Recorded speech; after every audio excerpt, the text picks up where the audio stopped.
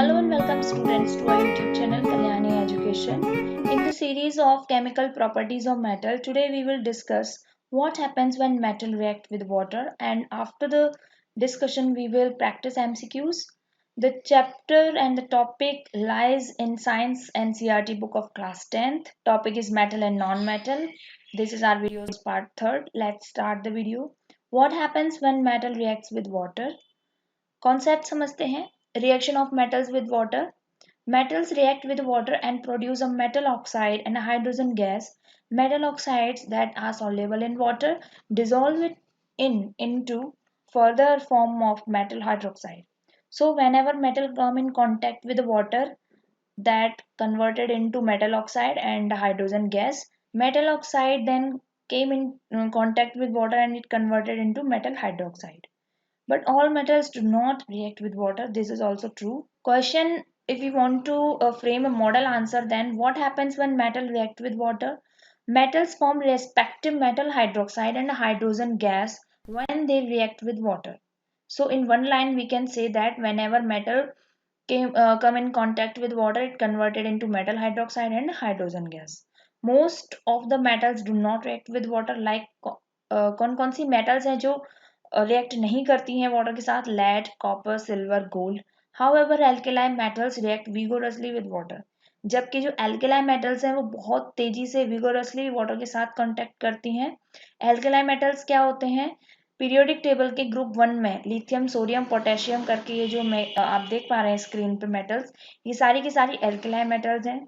अगर हम alkaline earth metals की बात करें तो बैरियम, मैग्नीशियम, कैल्शियम, ये सारी की सारी जो इस ग्रुप सेकेंड की मेटल्स हैं, ये सब एल्केलाइन अर्थ मेटल्स हैं. और वहीं अदर मेटल्स जो और रिएक्ट कर सकती हैं, इनकी रिएक्शन को हम आगे देखेंगे, वो है एल्यूमिनियम, गैलियम. ये जो पिंक कलर शेड में आप देख पा रहे हैं, ये सारी की सारी metals.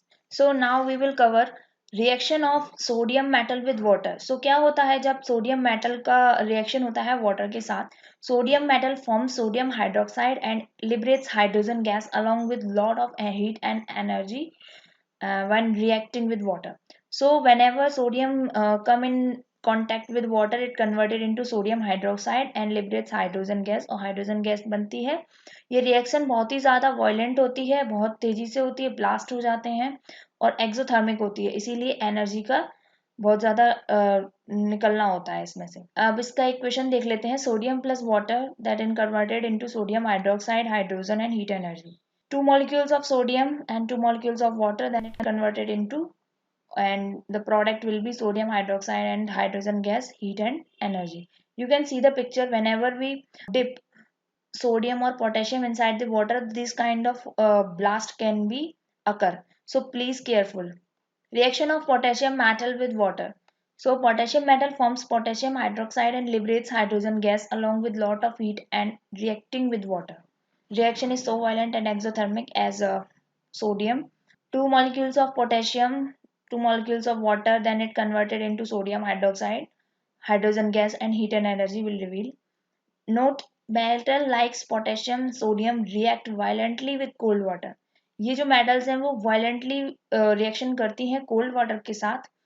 In case of sodium and potassium, the reaction is so violent, exothermic, that the involved hydrogen immediately catches fire.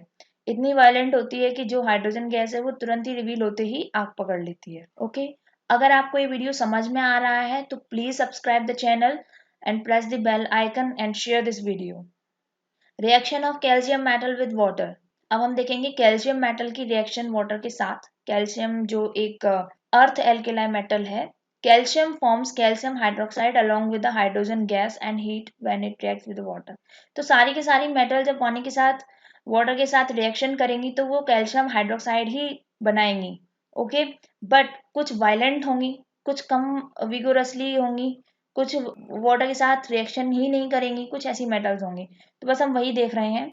When one molecule of calcium in contact with the two molecules of water, then it produces calcium hydroxide and hydrogen.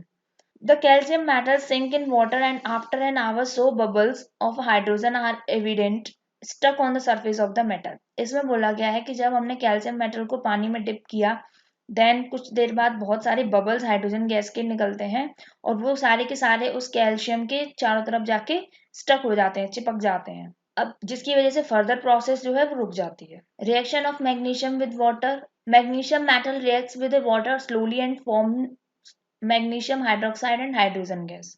So magnesium metal same as a calcium water के contact में आ रही थी, तो hydrogen gas उसके metal के चारों तरफ स्टक हो रही थी। यहाँ पर भी मैग्नीशियम को जब वाटर में डिप किया, then magnesium hydroxide liberates and hydrogen gas.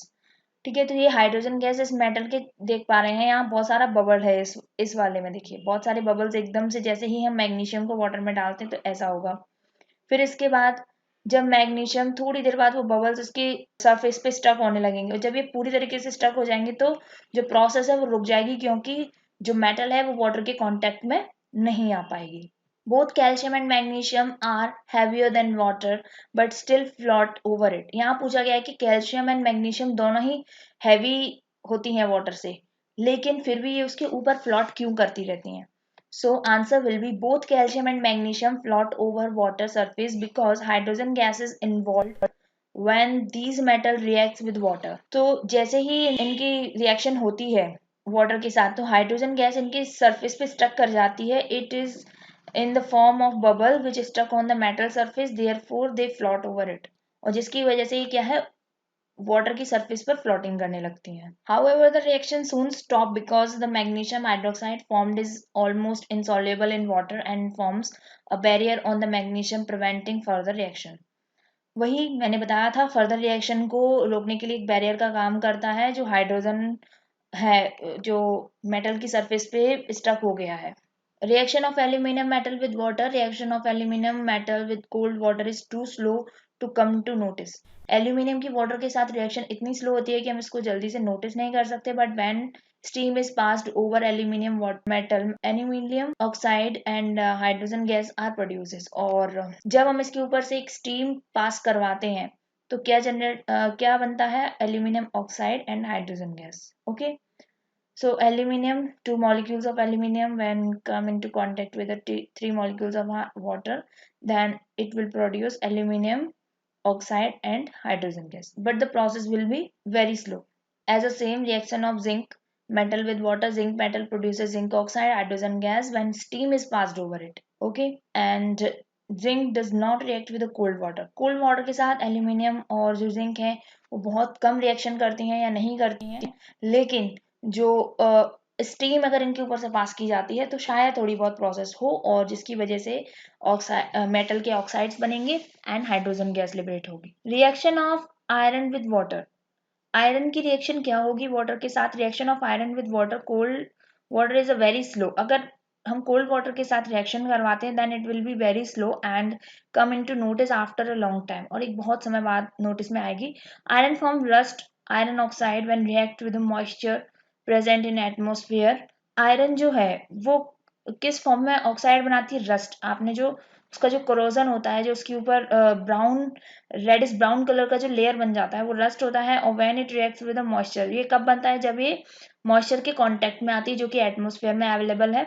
Iron oxide and hydrogen gas are formed by passing of steam over the iron metal. अब आयरन ऑक्साइड आप कब बनाएंगे, क्योंकि नॉर्मली जो रिएक्शन हो रही है वो तो बहुत स्लो है और उसमें रस्ट बन रहा है, लेकिन हमें बनाना है आयरन ऑक्साइड, इसीलिए हम इसके ऊपर से एक स्टीम पास करवाएंगे मेटल के ऊपर से, आयरन मेटल के ऊपर से, then it will converted into metal oxide. So 3 molecules of iron and 4 molecules of water, then it will converted into ferrous oxide and 4 molecules of hydrogen gas will be liberated। Other metal usually do not react with the water or react very slowly. Lead, copper, silver, gold do not react with the steam. Thus, the order of reactivity of a different metal towards water may be written as। So जो reactivity है वो किस तरह से लिखी जाएगी, हम descending orders में देखेंगे। सबसे ज्यादा रिएक्शन होती है पोटेशियम के साथ, then sodium, then calcium, magnesium, aluminium, zinc and iron, lead, copper and silver and gold। Okay, these are the metals that from very vigorous to less reactive। Okay, so now it's MCQ's time। Which of the following represents the correct order of decreasing reactivity? अभी अभी हमने पढ़ा था, so I think आप लोगों को answer पता होगा। Please select magnesium, aluminium, zinc और Fe। This is our answer. Explanation: the decreasing order of the reactivity of a common metals is given below. These are metals in decreasing order of the reactivity.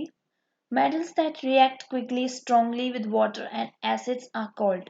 जो भी metals very quickly और strongly acids और water के साथ reaction कर लेती हैं उनको कौन सी metal कहा जाता है? Reactive, unreactive, dangerous और corrosive. So answer will be reactive. What gas is always produced when a metal reacts with water? जब भी मेटल वाटर के साथ रिएक्ट करती है तो कौन सी गैस प्रोड्यूस होती है? क्या वो ऑक्सीजन है, कार्बन डाइऑक्साइड है, हाइड्रोजन है या कार्बन मोनोऑक्साइड है? आंसर आपको पता होगा अगर आपने वीडियो देखा है, तो answer will be hydrogen. Which one of the following metals do not react with cold as well as hot water? इनमें से कौन सी मेटल है जो कि उतनी तेजी से रिएक्ट नहीं करती है कोल्ड वाटर के साथ जितना कि हॉट वाटर के साथ करती है? तो क्या वो सोडियम है? नहीं. कैल्शियम, मैग्नीशियम या आयरन? अभी अभी हमने देखा था, तो वो मेटल है हमारी iron. Rusting of iron takes place in, जो आयरन के ऊपर रस्ट था रेडिश ब्राउन कलर का, वो कब आता है? ऑर्डिनरी वाटर के कांटेक्ट में आने पर या डिस्टिल्ड वाटर के रिएक्शन में आने पर या दोनों ही, ऑर्डिनरी और डिस्टिल्ड वाटर के कांटेक्ट में आने पर या नन ऑफ एबव? जल्दी से कमेंट बॉक्स में आंसर लिख दीजिए.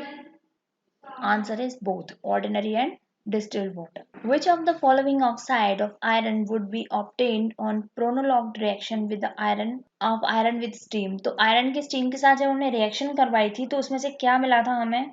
आंसर कमेंट बॉक्स में आप लोग लिखेंगे. इसका आंसर है Fe3O4, ferrous oxide. Thank you so much for watching this video. अगर आपको वीडियो पसंद आया then subscribe the channel, press the bell icon, share the video with your friend and like the video.